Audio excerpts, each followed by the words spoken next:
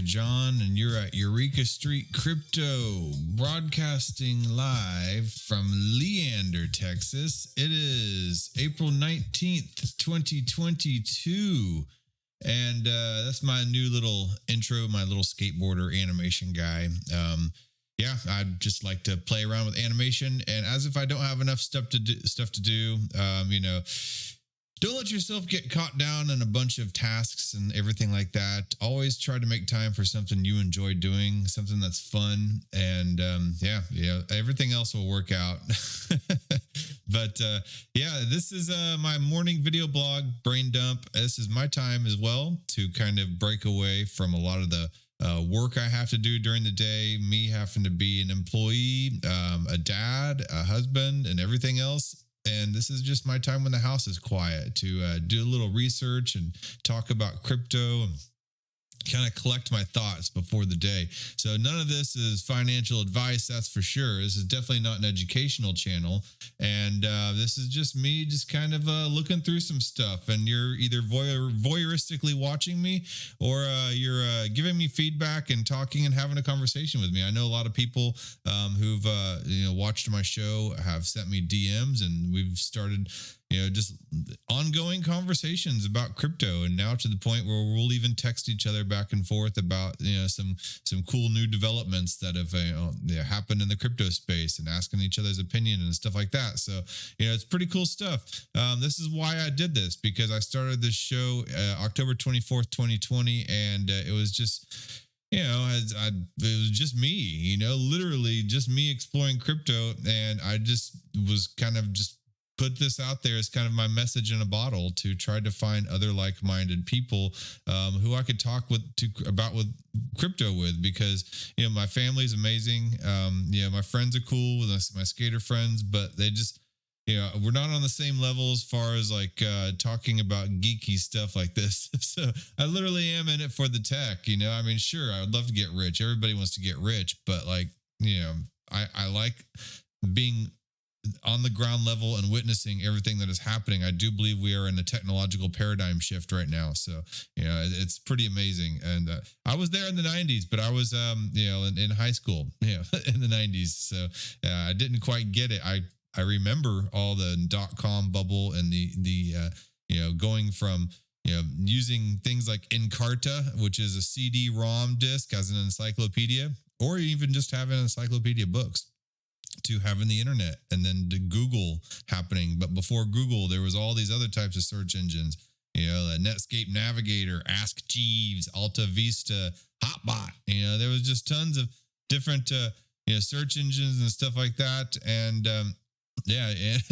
and Yahoo, and Google eventually won out, and now we're moving on to privacy search engines. And it's funny because DuckDuckGo just announced they were supposed to be like the private one, and they just announced that they're going to be deplatforming any social media or media sites off of their search engine that aren't what they call legitimate. Isn't that censorship? So they're now kowtowing to the establishment, and censorship is going hard and strong right now, which to me kind of makes even stronger the case for privacy tokens, the case for Bitcoin, the case for cryptocurrency in general, because that's why we got into it in the first place, was to be able to give the power back to the people, to be able to have an internet money that would be completely not private, but pseudonymous. Everything is transparent on the blockchain. You can see all activity, but it acts as cash.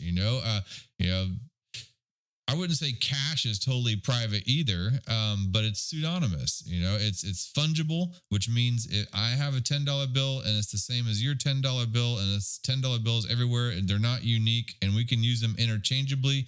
We don't need an account to set up in order to use it. Nobody needs to know all our private information, and nobody can necessarily really track that one particular $10 bill. However, in crypto and Bitcoin, you can track that. The path of a particular crypto, unless you run it through something like Tornado Cash or something like that, or Wasabi Wallet, the Whirlpool, or where it mixes them up and or if you're using a privacy token like Monero or something like that. So anyway, I digress. Let's go over here to CoinGecko and see what the screen looks like today. I've been doing a lot of Bitcoin research, and I'll talk about that in a moment, but it's just kind of, there's a lot of FUD. When FUD is FUD, stands for fear, uncertainty, doubt, and it going around about the whole climate change thing going on, and they're blaming Bitcoin mining, the amount of power it uses. Yes, it does use a lot of power, but there's a lot of power used in tons of other sectors of society, and people aren't even batting an eye at that. Look at the entire credit card industry. Look at the military industrial complex. Look at how many bombs and missiles are being dropped over there in Eastern Europe. People just want to blame Bitcoin. And why are they focusing so hard on a tool? That the upside of it is it allows freedom for individuals to be able to interact and to buy and sell from each other without being registered in any type of particular system. There's a lot of freedom to that. Think about what they're trying to implement with the CBDC, central bank digital currency. They want to completely destroy our economy and then drop in the CBDCs to be able to give us a UBI income, which is great. UBI in theory is amazing. So are a lot of things about communism is amazing. And don't you love the children? Don't you want everybody to be fed and there to be no hungry and everything? Of course, we all want that. But once it goes into practice, then you have a surveillance society and you have control, and so you get airdropped a certain amount with a central bank digital currency. It's completely tracked and traced, and you have limitations on how much you get, how fast you can spend it, where you can spend it, and all that stuff, and what conditions do they want to put on it. Have you been arrested for marijuana? Are you on probation? So you can't buy certain things or go certain places, and you're just locked out of your account. What if you say something on Twitter they don't like? So there's just a lot of things. So Bitcoin and cryptocurrency, a lot of different tokens, privacy tokens, they fix this. And that's a more important time than ever to have crypto right now as we enter into the surveillance state, as we enter into a metaverse. Everything we're doing now is digital. And so we need to have a cash equivalent that we can use in the digital space. And it's not a central bank digital currency, that's for sure. And it's something like Bitcoin. It's something, it's a crypto, and it has to be decentralized. And so it has to be decentralized, in my opinion. So decentralization is one of the most important things. It's the raison d'être, to use that phrase, I guess, the French phrase. Anyway, so that's the reason to be, is what it literally translates out. It's why it's there. All right, so CoinGecko, what do you have? You have Bitcoin at $40,777.71. So I've seen on Twitter and stuff like that, some people piling in. Ethereum is at $3,050.62. Things are back in the green a little bit. Everything's been kind of bloody red the past couple of days, so naturally everything's a little green right now. And it's funny that it's like some people will be buying it into crypto, and then just be like blood, red for like 2 straight weeks, and then it hits one green day, and everybody's like, yeah, even though they lost like a huge portion and they gained like 1%. It's amazing how good a green day will make somebody feel. All right, then we got Tether stablecoin, Binance at 420.73, USD stablecoin XRP at 76 cents, up 10% in the past 7 days. Solana at 102.17. Terra at $90.71, up 13.9% in the past 24 hours. What's going on over there? Cardano up 4.7% in the past 24 hours. Avalanche up 6.4% at 78.05. Polkadot up 4.2% at 18.14. The Dage, 14 cents. Oh, apparently Elon Musk got beat out as far as he was owning 9% of the shares of Twitter, and then BlackRock came in and they bought 13% of the shares of Twitter. So we kind of have this this battle going on for who's going to own the most shares of Twitter and have control of Twitter, because everybody wants control of that cesspool of opinionated activity. And I like Twitter, but it's a double-edged sword. I don't take everything I hear and see on Twitter for gold. It's just it's fun. Crypto Twitter is definitely fun. You get all types of opinions. As long as you don't lock yourself in an echo chamber. I hear opinions from every side. And I don't necessarily love and agree with everything I hear, but I try not to let it tear me up on the inside. All right, Near Protocol up 13%. I've been buying Near Protocol. I'm pretty bullish on that at $16.95. Let's see what else. Kronos, the Crypto.com coin, up 3.4%. Polygon up 7.2%. I've been hearing a bunch of murmuring about that lately. Cosmos up 4.4%. Chainlink up 4.9% to $13.94. And what else do we got in here that is of particular interest to me? To me, this is my show, my little morning time. So, I'm not here trying to cater to followers. I get all these podcast services and all this other stuff trying to get me to either buy their services or want me to provide links to shill on here and stuff like that. It's not what it's about for me, I might talk about something I enjoy, but this is just my morning blog. I'm not sitting here trying to wag the dog with my tail. I'm just here just talking about stuff I'm learning. I'm not trying to grow or gain followers. I'm 965 or 64 subscriptions on YouTube, almost 1,000. I'm not even monetized yet. I don't even know how many followers I have on Twitter. I know it's over 1,000 now, but that's not the point, is what I'm trying to say. I'm just talking in the morning and just venting, and that's what it really is. It's what it's about for me. I'm not trying to turn this into some kind of sensational show. I'll do that for other shows, but not for me.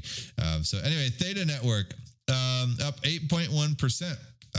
I do hold a pretty good sizable bag. I hate to use that word bag, but that's what it is. It's a bag of Theta Network, and that's what a lot of the crypto shillers say. Hold on to your bags, sell your bags, and you see these YouTube JPEG thumbnails of them just the red alarms sounding, their mouths open and stuff like that. It's not what I do, man. All right, so I think that's about that. Like I said, I've been doing some Bitcoin mining research. I was applying to a job to try to do some audio-visual for a company and just kind of researching it. But here's a company here. Now everyone can mine Bitcoin. And another thing that's on the top of my head, like I said, is the whole idea of Bitcoin being wasteful, and this whole FUD going around that Bitcoin is destroying the environment, and even to the point that NFTs are destroying the environment. And NFTs are for instance, Ethereum is going to be a proof of stake pretty soon, and is this I don't understand what the antagonism is towards something that can be so good as far as people's freedom and financial security are concerned, and allowing nations that are dealing with hyperinflation and oppressive governments to be able to circumvent their government and all the everything that's happening with their local currency using things like Bitcoin and some other cryptocurrencies. I don't understand why people are so against that. But anyway, I like proof of work and I like proof of stake. I like them both, and I like Ethereum and I like Bitcoin. I think they are apples and oranges. They are completely separate technologies. They are not the same at all. They shouldn't even be compared. Bitcoin is a store of value. It is a reserve currency, as we can see recently, as far as Terra Luna, putting Bitcoin in the reserves. The Terra UST, the Terra dollar, is supposed to be a stable coin, but it was an algorithmic stable coin. But they dealt with some issues and it nearly crashed, along with Olympus and all that other type of stuff. But somebody swooped in and saved the day. And then now they've ended up, a few people swooped in and saved the day and saved that token. And then they've kind of learned from their mistakes, as far as I know. And then now they've bought a ton of Bitcoin and have a reserve set up in place of Bitcoin to back their UST in case the algorithm fails again. So, I mean, I think it's kind of a cool like hybrid of an algorithmic stable coin with Bitcoin. But like I said, Bitcoin has its own specific reasons and the raison d'etre, and Ethereum has its reasons. It's a world computer. It's running DeFi. It helps build NFTs and that whole system and smart contracts. Bitcoin wasn't made for smart contracts, but Bitcoin can do smart contracts. That's what a lot of people don't know. Bitcoin does have the capability of doing smart contracts, but very basic smart contracts. And it's not the entire smart contract ecosystem like you would find on Ethereum, but Bitcoin can do smart contracts, like the Lightning Network, for instance. And a Lightning Network, if you don't know what it is, it's a network that allows peer-to-peer payments, and that opens these channels for people to be able to do real quick, fast, lightning fast transactions, and very cheaply, because Bitcoin does take a long time for a transaction to happen. And you could be sitting around waiting 30 minutes to buy that cup of coffee, waiting for the Bitcoin transaction to happen. Lightning Network allows payment channels to go very, very fast and quick. And those are done using some kind of makeshift smart contracts on Bitcoin. And Bitcoin does have layers on top of it. There's things like block stacks. There's things like Liquid Protocol. There's RSK that allows NFTs and stuff like that. And there's Counterparty. So there's just a lot of different things you can put on top of Bitcoin and stack on top of it, but it's not really what it's made for, in my opinion. But I do believe that Bitcoin can be a source of truth and a reserve currency and a store of value. And so I think that's important to mine Bitcoin, as well as to have a proof of stake system, possibly with Ethereum. I've been researching again this whole green argument, and is there really a foothold? Because I want to know, is something so good also so terrible? I don't think that mining Bitcoin is as bad as a lot of these people are saying it is. And I understand the whole environmentalist, perspective as well. They want to have a clean earth. I want to have a clean earth. I still am teetering about as far as the actual damage and the veracity of climate change, because you can take statistics and spin it either way. And if you do your proper research and you legitimately look at both sides, then you start to question, a lot of the climate change narrative. And, I do believe that there's a problem with pollution. And I believe that there's a problem with the way humans have been doing things on the earth, but I don't think we're doomed in 30 years to fail. 30 years ago, they said in 30 years, the earth would be dead. It's like, I'm 46 years old now, and I've probably seen this climate change argument happen like maybe 3 times already in my life, and it's just like, I don't know. But, but I do think that there's, like, for instance, the whole, everybody was smoking in the 70s, and all the cars had terrible pollution. And, you look at pictures of Los Angeles in the 70s with the smog and stuff. It's just, we've definitely cleaned up a lot, and I do think that we should continue doing stuff like that. But anyway, I've been looking at mining and different ways that people are doing mining. And here is Compass Mining. They do mining, rack space, mining hosting, so they have facilities all around the world, and you can basically buy a miner from them. You can finance it in monthly installments, and then you can have them host it, or they'll just ship you the miner. And I was kind of dubious about it at first, honestly, because my very first experience in the crypto space was me getting scammed by some kind of Bitcoin cloud mining service, where you deposit. I've deposited $100 at that time, and this was back in 2018. And I had full faith that I could deposit that $100 and log in daily and look at my account grow. Well, I could certainly do that. I could look at my account grow, and but the second that I tried to actually pull something out or do something with it, then suddenly everything became inaccessible, and I could not pull out any of it. It was just stuck in there. And and I tried to email customer service and no response, nothing, and I actually had a customer service try to help me, and they just led me on, and to the point, and then they just stopped responding. So it was a scam. Yeah, it was a scam.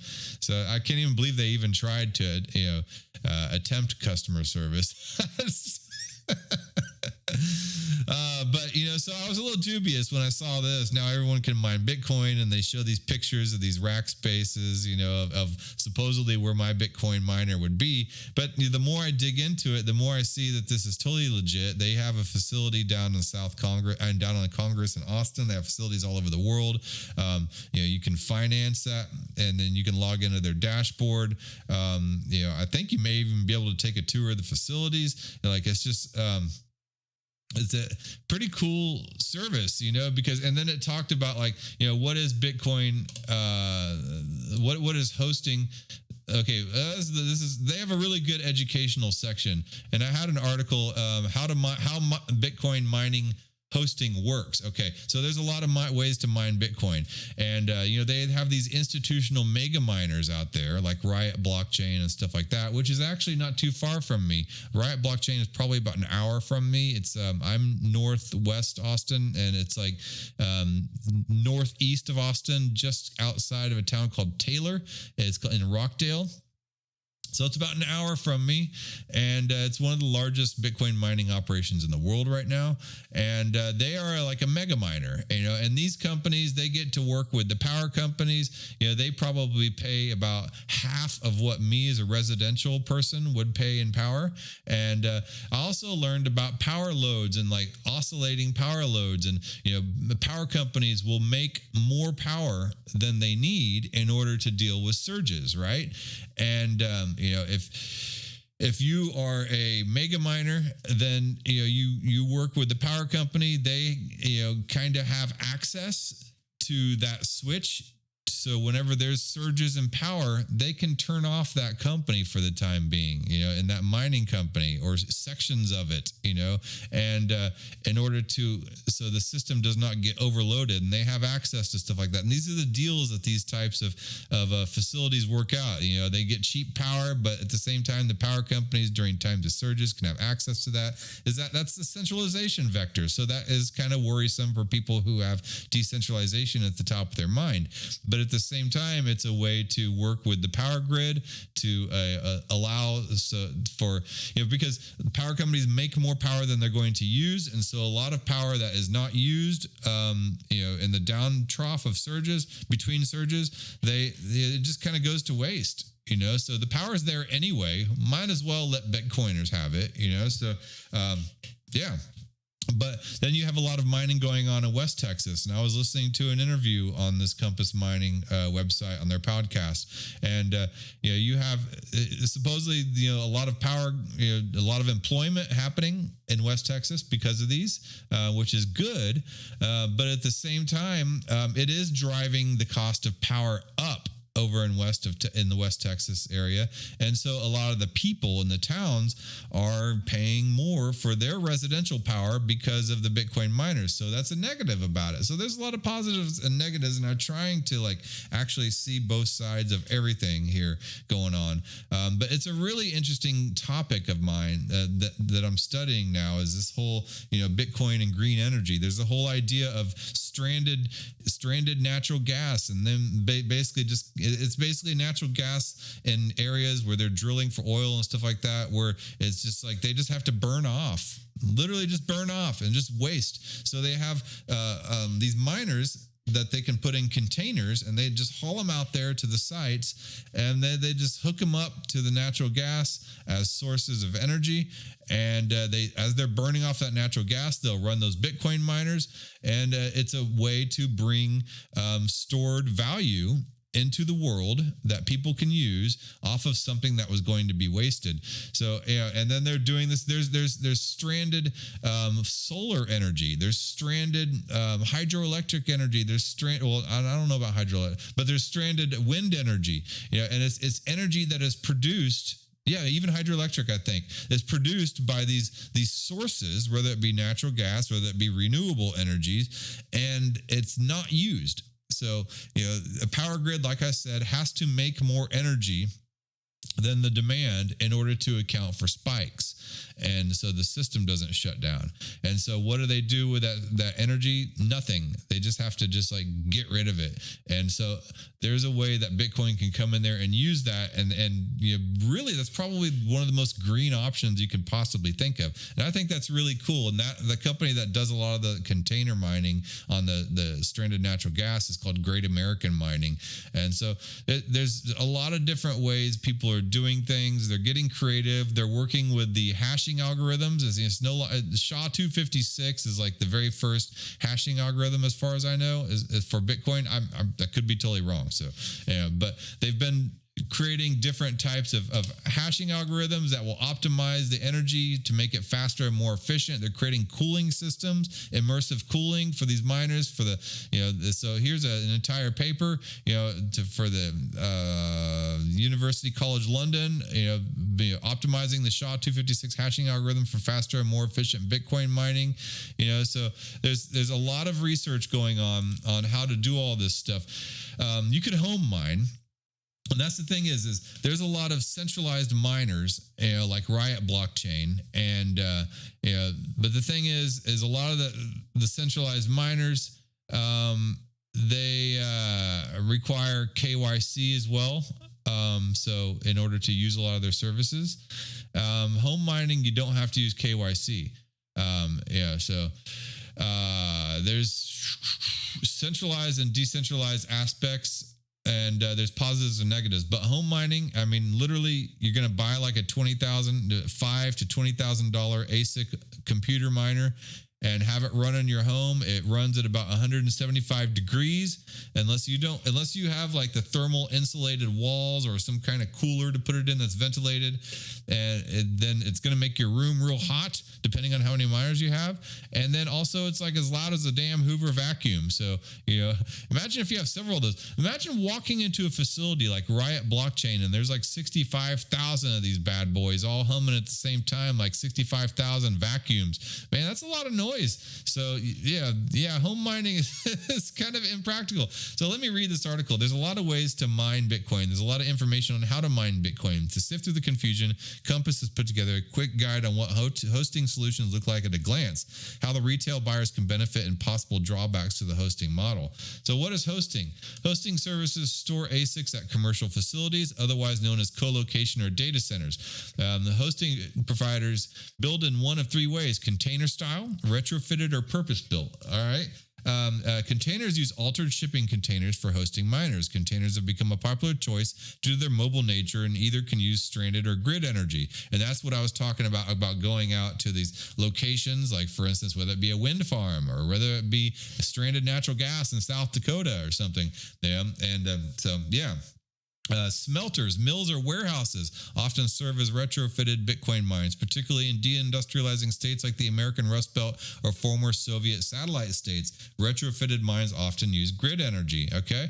And then purpose-built miners are common among public mining firms such as Riot's Windstone facility in Rockdale, Texas. Purpose-built miners offer high-quality service for machines but have additional capital requirements that can injure ROI periods. All right, and then benefits. Hosting is a matter of cost and convenience. Hosting solutions take care of the downsides to Bitcoin mining, namely the abundant heat and noise and energy requirements. In terms of heat and noise, take the most commonly purchased mining machine on the market today, the Antminer S19. The S19 pulls some 3,000 watts of power and operates at 175 degrees Fahrenheit at over 80 decimals. To translate, basic Bitcoin ASICs are industrial machines not ideal for households, but better relegated to dedicated facilities. So yeah, they're loud and they're hot. So hosting solutions often have more enviable electrical costs than home mines. Handshake deals with energy providers or operating behind the meter, in quotes, means lower cost per megawatt for hosted solutions over alternatives. As of November 2021, residential electric rates were 50% more expensive than industrial rates, according to the Department of Energy. So the downsides of Bitcoin hosting and using a hosting service. Hosting services can eliminate hassle and hands-on action. Hold on, let me take some sip of my kombucha tea. but it's not without its limitations. To date, two criticisms are common. Logical constraints to incumbent to large industrial enterprises and centralization concerns specific to the Bitcoin network. Like any industrial site, Bitcoin mines require numerous inputs to operate at peak efficiency. Sufficient energy, weather control, internet activity, and 24/7 maintenance require large amounts of capital and staff. Delays in one aspect, say a blown transformer, can cause a facility to experience downtime across all machines. Second, network centralization remains a prickly thorn in the Bitcoin mining game. Similarly to a custodial wallet holding your Bitcoin, hosting miners with a third party means you do not physically own your hash rate. Rather, it's in the trust and care of another entity. So that's a centralization vector right there. I don't know. Your wallet is directly connected to the miner that they host. So you do own your crypto, and it's done. Well, I guess you have to have some sort of KYC in order to buy a miner from there. So I don't know how deep that KYC goes. That would be something good to ask. But it does go directly to your wallet. So really, there's no KYC as far as the transfer of that Bitcoin. As far as I know, that I need to look into that. All right. Anyway. Because that is an advantage of home mining. There's no KYC. You're mining that coin. And nowadays, and in the future, I'll bet, there will be, as more of this surveillance happens in society, there will be a high premium on non-KYC Bitcoin. So something to think about. Anyway, in its current industrialized state, Bitcoin mining must almost certainly operate through hosting services. That being said, miners are encouraged to vet hosting solutions thoroughly before handing over ASICs. All right, so you could buy an ASIC and you could take it to an industrial Bitcoin mining hosting facility, and that's basically what this is. So interesting. I didn't know this existed. I didn't know you could do payments and stuff like that, and they could host it for you. And it costs about as much as a boat, basically. Like probably if you're buying a miner and you're having them host it, it's like $600 something a month, maybe. So yeah, it's like an RV or a boat payment, or a nice car payment or something. Yeah. So it's something to consider. So maybe, I don't know if it's for everybody. Not everybody can afford an extra boat payment, but yeah. And for an individual could do it though. That's the point. Yeah. Anyway, common costs. Hosting contracts can come in a variety of lengths, such as 12 or 24-month increments. For example, Compass customers sign the 12-month hosting agreements. Hosting charges are dependent on the facility's kilowatt per hour cost, but generally fall within the 5 to 7 cent range. Generally speaking, hosting costs are broken into two components: electricity costs and hosting fees. Electrical charges are based on the expected pull of a machine averaged over a month, but experiences may differ by provider. For example, an S19 using 3.25 kilowatts charged at 0.062 cents, so it's about 6 cents per kilowatt hour, which would cost about $150 per month. Hosting fees include building security, maintenance, and upkeep costs. Hosting fees are typically low and bundled into electrical costs. So overall, hosting services remain the most optimal experience for mining Bitcoin, despite downsides such as delays or network centralization.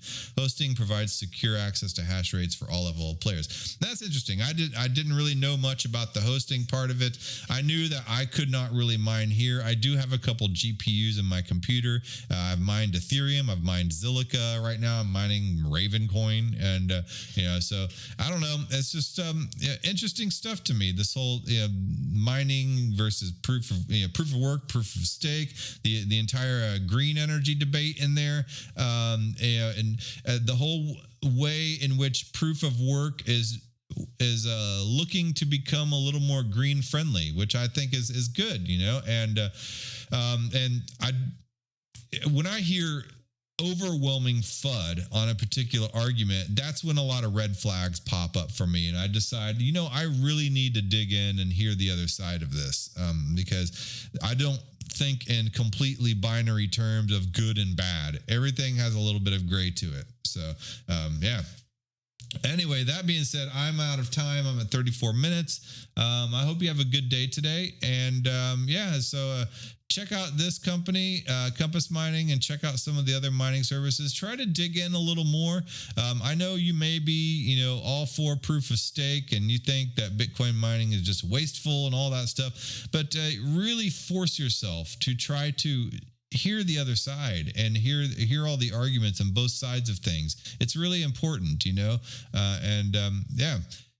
Bitcoin is Bitcoin and crypto DeFi has provided a lot of freedom for a lot of people who would normally not have any other options. And I don't want to just see that just being thrown to the wind to just bring on in a surveillance state, in order to enslave people, just because they heard some FUD about this stuff. All right. So that being said, I will talk to you guys later. Let me go back to this screen, and I'm off to work. I got to go, run my car all the way across town, hour and 20 minutes down to San Marcos, and go sell some hose. All right. Talk to you later. Bye. Thank you for making it to the end of this program. If you actually like this content, give a thumbs up. And if you want to hear more, just hit the subscribe button. I'm available on YouTube, Odyssey, and BitChute, and on all the major podcasting platforms in audio version. Spotify specifically. If you would like to follow and leave a review, that would help a lot. I am also available on Twitter at EurekaJohn1. That's EUREKA John, JOHN, and the number 1. My DMs are always open. Feel free to shoot me a message. Thanks again.